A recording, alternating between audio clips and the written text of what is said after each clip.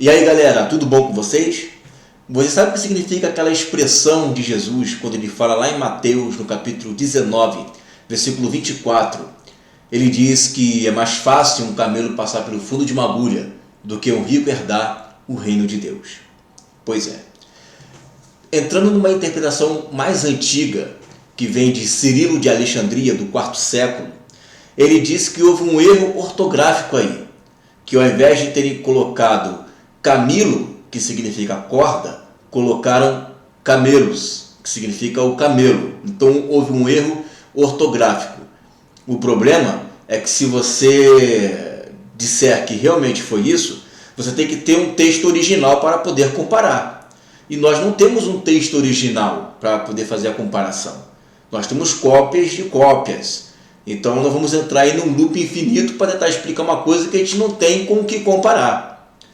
A segunda interpretação, e essa é mais recente, dizem que havia ali em Israel portas, portões ali que eram pequenas, que para o camelo poder passar por ali tinha que se agachar e tirar toda aquela bagagem que estava ali nas suas costas.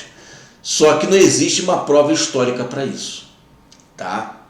Então, uma interpretação mais plausível, mais razoável que eu encontro está no registro, mais uma vez, cultural dali daquele povo.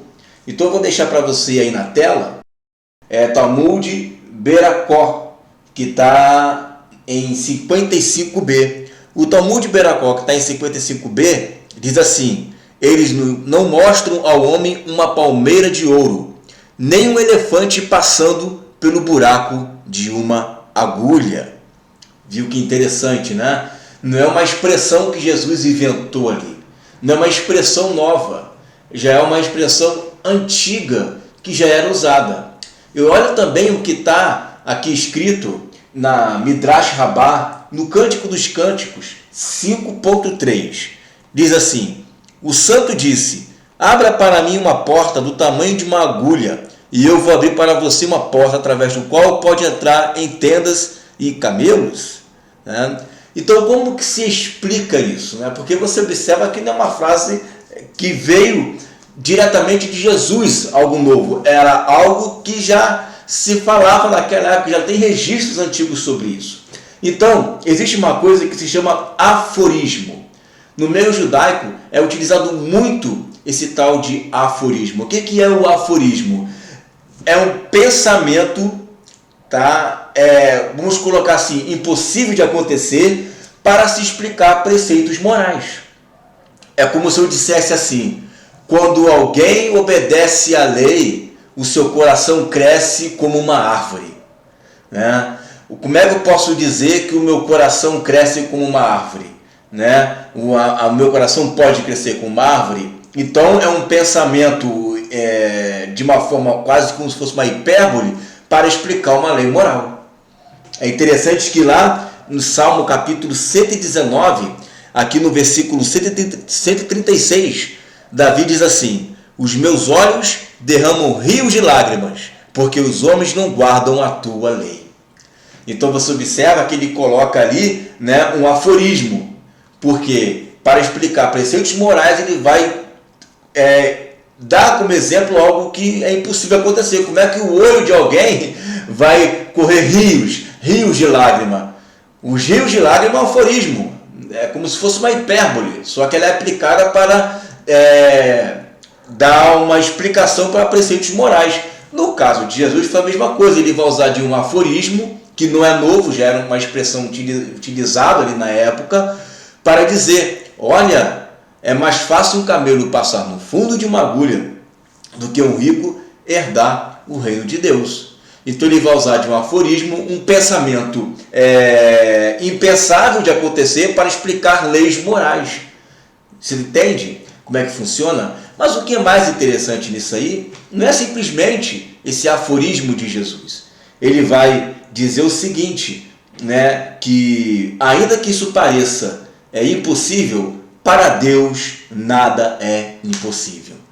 Então, se existe algo impossível para o homem, para Deus isto é possível. Não se prenda muito ao aforismo.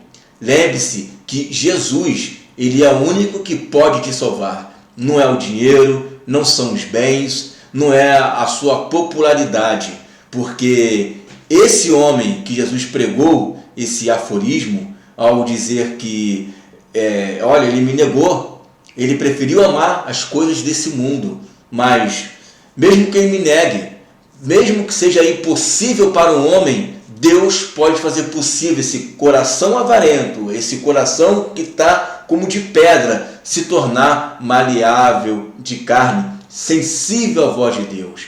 Porque realmente é impossível uma pessoa chorar rios de lágrima, eu ter um coração do tamanho de uma árvore, ou eu conseguir passar um camelo no fundo de uma agulha.